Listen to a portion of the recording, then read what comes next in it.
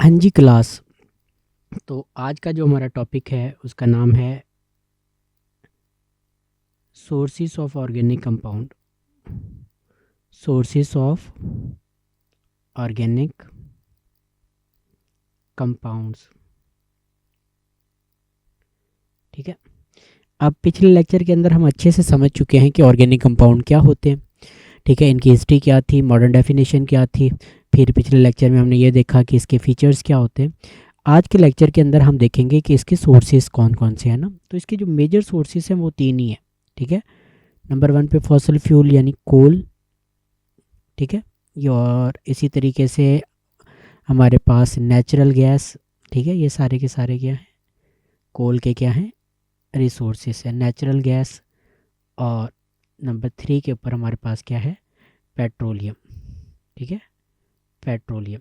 ठीक है, ये सारे के सारे क्या हैं, ऑर्गेनिक कंपाउंड के क्या हैं, सोर्सेस है। अब हम ये देख लेते हैं कि कोल क्या होता है ना।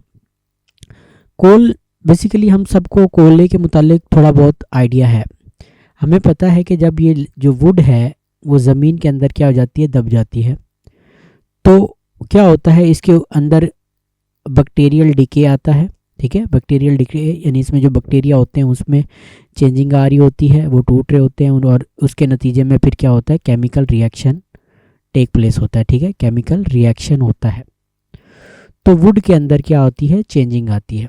तो हम क्या कह रहे हैं कि वुड जो है, जब वुड के ऊपर, सॉरी, ठीक है, जब वुड जो है हमारे ऊपर, जो वुड की बात जो हो रही है यहाँ पे, कि जब वुड है हमारे पास,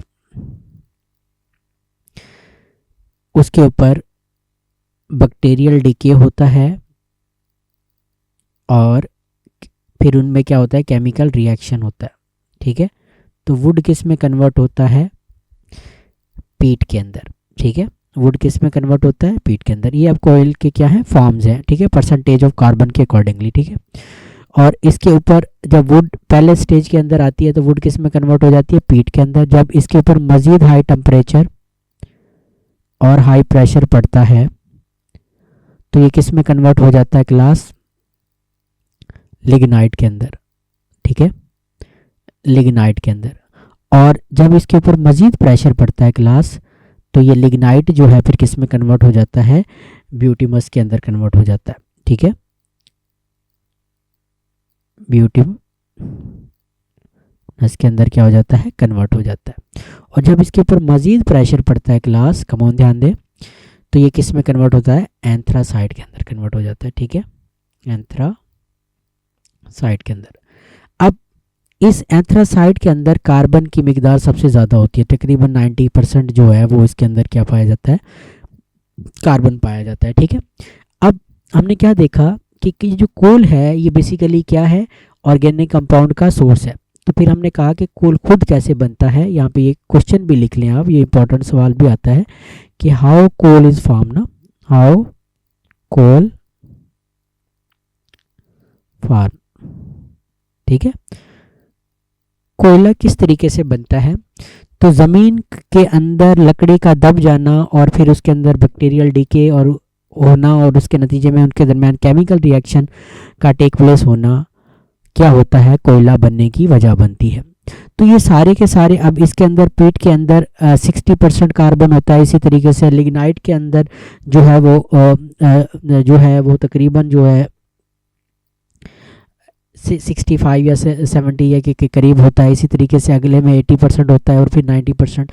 ये फिर क्या होता है, कार्बन की परसेंटेज इनके अंदर क्या होती जाती है, इंक्रीज होती जाती है। तो ये जो है ऑर्गेनिक कंपाउंड का एक क्या है, बेसिक क्या है, सोर्स है। ठीक है, कोल जो है। ठीक है, अब कोल को अगर हम मज़ीद हीट करें, ठीक है, कोयले की अगर हम कोल को जो अगर हम मज़ीद जो है, ठीक है, यहाँ पे थोड़ा सा एक और पॉइंट देखेंगे, कोल को हम इसकी जो फ्रैक्शनल डिस्टिलेशन करते हैं ना, डिस्ट्रक्टिव डिस्टिलेशन करेंगे। अब डिस्ट्रक्टिव डिस्टिलेशन का मतलब क्या है कि कोल को जब अब्सेंस ऑफ एयर, ठीक है, एयर की अब्सेंस में, यानी एयर की अब्सेंस में जो है, ठीक है, अब्सेंस के अंदर, अब एयर की अब्सेंस के अंदर जब हम क्या करेंगे, ठीक है, एयर की अब्सेंस के अंदर जब हम इस कोल को क्या करेंगे, हीट करेंगे, ठीक है। एयर की एब्सेंस के अंदर जब कोल को हम क्या करेंगे, हीट करेंगे, तो ये जो कोल है वो कन्वर्ट हो जाएगा किसके अंदर, ठीक है, तो मज़ीद 3 चीज़ों के अंदर कन्वर्ट हो जाएगा, ठीक है। ये कोक के अंदर कन्वर्ट हो जाएगा, ठीक है। और नंबर 2 के ऊपर ये किस में कन्वर्ट हो जाएगा, कोल तार के अंदर कन्वर्ट हो जाएगा, ठीक है। और नंबर 3 कोल तार के अंदर, ठीक है। और नंबर 3 के ऊपर ये फिर किस में कन्वर्ट होगा, कोल गैस के अंदर। क्लास कमोन ध्यान दें, ठीक है, हम क्या बात कर रहे हैं, कोल गैस के अंदर। देखिए, ठीक है, इसको कार्बनाइजेशन भी कहते हैं, ठीक है। इस प्रोसेस को फिर क्या नाम दे रहे होते हैं, कार्बनाइजेशन, ठीक है, कार्बनाइजेशन। कि कोयले को in the absence of air जब हम हीट करेंगे तो कोयला किस में कन्वर्ट हो रहा है, कोक के अंदर कन्वर्ट हो रहा है, कोल तार के अंदर कन्वर्ट हो रहा है, और किसके अंदर कन्वर्ट हो रहा है, कोल गैस के अंदर कन्वर्ट हो रहा है, ठीक है। कोयला तो ये चीज़ आपको आनी चाहिए, यहाँ से भी एक ये शॉर्ट क्वेश्चन आपको आना चाहिए, ठीक है। अच्छा जी, ये तो हो गया कोल जो कि एक सोर्स था नंबर 1 पे, जो हमने कहा कि ये ऑर्गेनिक कंपाउंड का सोर्स है। अब नंबर 2 के ऊपर हमने क्या किसको कहा हुआ है, नेचुरल गैस को, ठीक है, जो कि ऑर्गेनिक कंपाउंड की क्या है, सोर्स है, ठीक है, नेचुरल गैस। अब नेचुरल गैस भी क्या है, ऑर्गेनिक कंपाउंड की सोर्स है। अब नेचुरल गैस किसको कह रहे होते हैं, मीथेन गैस को कह रहे होते हैं, ठीक है, CH4, ठीक है, मीथेन गैस को कहते हैं। क्यों कहते हैं, क्योंकि इसके अंदर जो है ना 85% जो है ना नेचुरल गैस के अंदर क्या पाई जाती है, मीथेन गैस पाई जाती है।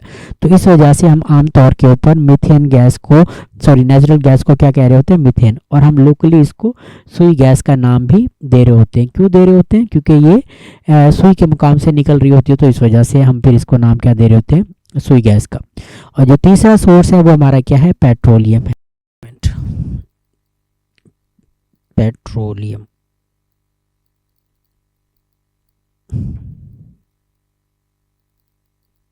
पेट्रोलियम, ठीक है। अब हमारे पास क्या है, तीसरा जो है वो हमारे पास जो ऑर्गेनिक कंपाउंड का वो सोर्स है वो क्या है, पेट्रोलियम है। अब पेट्रोलियम क्या है क्लास, बेसिकली पेट्रोलियम जो है ये मिनरल ऑयल जो होता है इन इट्स रिफाइंड फॉर्म, ठीक है। इसमें क्या होता है, जो मिनरल ऑयल होता है, ठीक है, मिनरल ऑयल जो होता है उसकी रिफाइंड फॉर्म को हम क्या कहते हैं, रिफाइंड फॉर्म को हम क्या नाम दे रहे होते हैं, ठीक है। जो इसकी रिफाइंड फॉर्म होती है उसको हम नाम क्या दे रहे होते हैं, पेट्रोलियम का नाम दे रहे होते हैं। क्लास कमॉन ध्यान दे। तो ये जो हमारे पास ये जो 3 सोर्सेज हैं जिसमें हमने कोल पढ़ा, ठीक है, कोल को देखा, थोड़ा सा हम रिवाइज करते हैं फिर वहाँ पे आते हैं कि हमने कहा कि सोर्सेज ऑफ ऑर्गेनिक कंपाउंड, तो इसमें 3 है, ठीक है, कोल है, नेचुरल गैस है और पेट्रोलियम है। कोल हमने कहा कोल क्या है और किस तरीके से बनता है, फिर हमने कहा नेचुरल गैस क्या है, और फिर हमने क्या कहा, पेट्रोलियम है।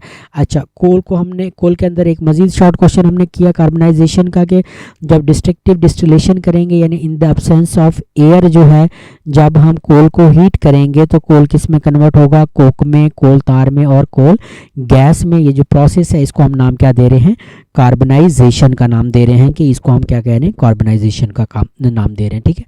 फिर तीसरे नंबर के ऊपर हमने क्या कहा कि जो हमारे पास पेट्रोलियम है बेसिकली ये क्या है, मिनरल ऑयल है, ठीक है। मिनरल ऑयल का किस फॉर्म में, रिफाइंड फॉर्म के अंदर, ये फिर हम क्या कहते हैं, इसको पेट्रोलियम का क्या कहते हैं, नाम देते हैं। ठीक हो गया क्लास। तो जब आप इसके अंदर आपके ना बुक के अंदर एक छोटा सा टेबल भी बना होगा ये सारे के सारे हाइड्रोकार्बन का, तो उसको भी आप एक नज़र मार लेंगे, ठीक है। मुख्तलिफ रेंज के अंदर हाइड्रोकार्बन्स दिए गए हैं, फिर पहले लोअर रेंज के यानी जिसमें कार्बन की मिकदार कम है, फिर कार्बन की मिकदार और ज़्यादा हो जाएगी, फिर कार्बन की मिकदार और ज़्यादा हो जाएगी, यानी स्मॉल चेन वाले कार्बन, फिर उससे लार्ज नंबर वाले कार्बन, और फिर उससे लार्ज चेन वाले जो हैं वो कार्बन, वो फिर क्या करते हैं हम इस उस टेबल के अंदर क्या है गिवन है, तो उसको भी एक नज़र आप लोग देख लेंगे ताकि थोड़ा सा आपको ऑर्गेनिक कंपाउंड के मुतालिक थोड़ा सा मज़ीद आइडिया हो जाए, ठीक है। तो ये हमारा आज का छोटा सा टॉपिक, हमने इसको छोटा सा हमने ब्रीफली डिस्कस किया है। बाकी जो है हम नेक्स्ट क्लास के अंदर इसको डिटेल के साथ और मज़ीद लेके जाएंगे। तो उम्मीद है ये बातें छोटी सी हैं लेकिन आपको समझ में आई होंगी। इसमें जो 2-3 शॉर्ट क्वेश्चन बहुत इंपॉर्टेंट हमने डिस्कस किए हैं, तो उनको बहुत अच्छे से तैयार करेंगे क्योंकि वो हर साल तकरीबन वो पेपर का हिस्सा होते हैं। तो आज का लेक्चर यहीं पे ख़त्म करते हैं। Good luck.